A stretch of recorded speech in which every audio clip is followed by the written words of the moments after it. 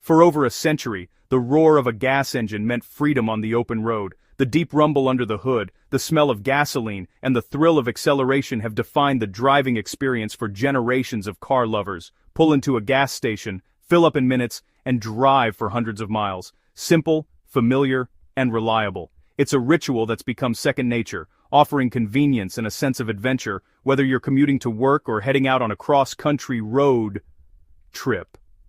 But now, there's a new contender, the electric car. It hums quietly, sips electricity, and promises a cleaner future.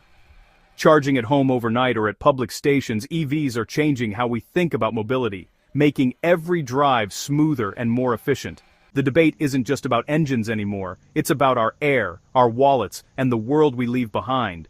With cities growing and environmental concerns rising, the choice between gas and electric cars impacts not just drivers, but entire communities.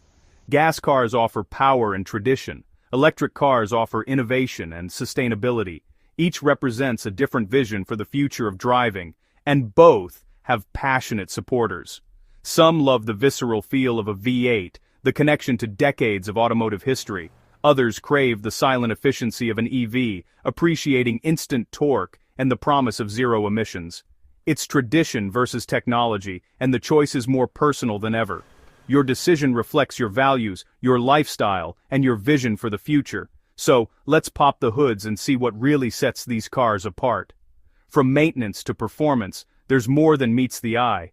We'll break down what makes gas cars dependable and why electric cars are gaining ground.